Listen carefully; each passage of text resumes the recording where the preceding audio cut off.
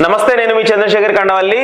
YCP పరాజయం నేపథ్యంలో తన పార్టీని రిపేర్ చేసుకోవడానికి జగన్ సమయాన్ని కేటాయించడానికి రంగం సిద్ధం చేశారు. కూటమి మీద వచ్చే వ్యతిరేకతని నమ్ముకోకుండా తన సొంతంగా కూడా జనాన్ని ఆకట్టుకునే ప్రోగ్రామ్స్ మునుముందు మరిన్ని చేయాలని తన సన్నిహితులకు సూచన చేస్తున్నట్టు తెలిసింది.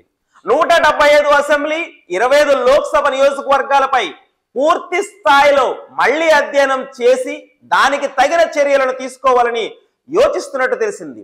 ఈ సందర్భంగా సన్నిహితులు జగన్ కు కొన్ని సూచనలు చేసినట్టు తెలిసింది.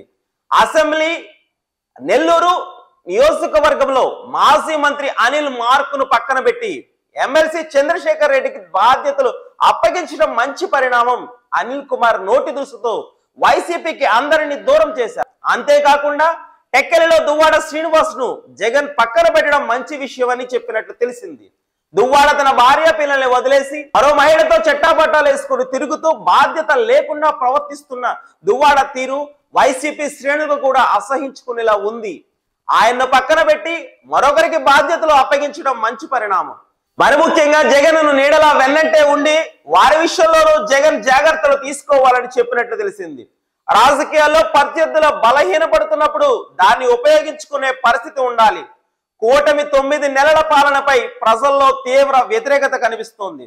అయితే దాన్ని వైసీపీ ఏ మేరకు రాజకీయంగా సొమ్ము చేసుకుంటుందనేది ప్రశ్న. మళ్ళీ పాత నాయకుల్నే బరిలో దింపుతానంటే వైసీపీ వర్కౌట్ కాదు. ఎంతో కొంత పార్టీలో మార్పు చేసినట్లు జనానికి కనిపించాలి. లేదంటే జనం దొందే అనుకునే ప్రమాదం ఉంది. కావున వైసీపీలో దిద్దుబాటు చర్యలు చేపట్టాలి.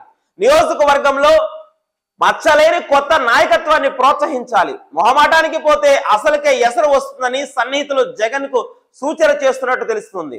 ఆ మేరకు వైసీపీని సాధ్యమైనంత వరకు కొత్త రక్తంతో నింపుతుందని పార్టీ వర్గాల్లో సంతోషం కనిపిస్తోంది.